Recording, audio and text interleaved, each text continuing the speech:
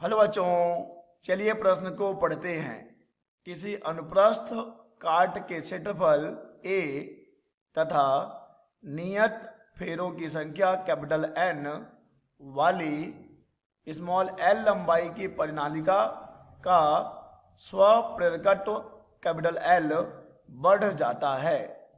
दिए गए विकल्प हैं a l तथा a में वृद्धि के साथ, b L में कमी तथा A में वृद्धि के साथ, C L में वृद्धि तथा A में कमी के साथ, या फिर D L तथा A में कमी के साथ।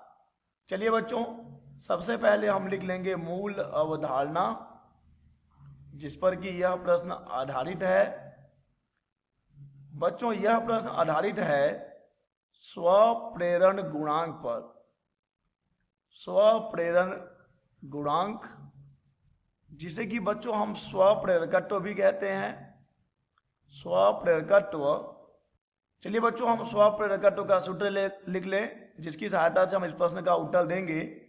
बच्चों, स्वप्रेरकत्व होता है L बराबर म्यू नॉट म्यू n का वर्ग बटे L गुणा A, जहां पर कि बच्चों म्यू नॉट वायु या निर्वात की निरपेक्ष चुंबकशीलता है, म्यू माध्यम की चुंबकशीलता है, n परिनालिका में फेरों की संख्या है, L परिनालिका की लंबाई है और A बच्चों उसका अनुप्रस्थ काट का क्षेत्रफल है।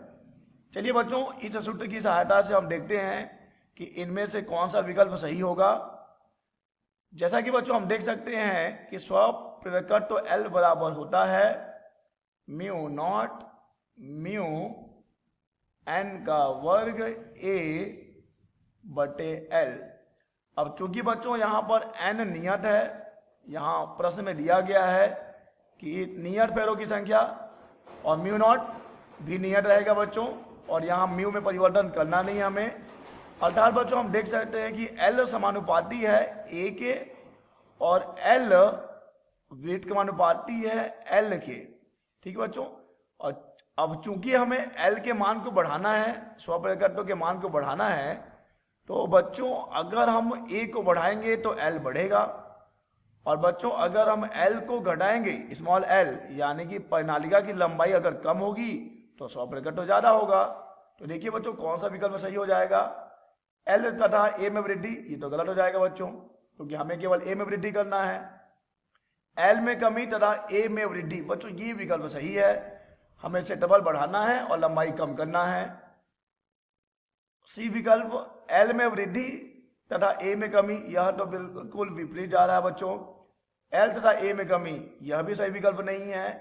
तो बच्चों इस प्रश्न का सही विकल्प हो जाएगा B L में कमी तथा A में वृद्धि, अगर हम L को बढ़ाना चाहते हैं तो।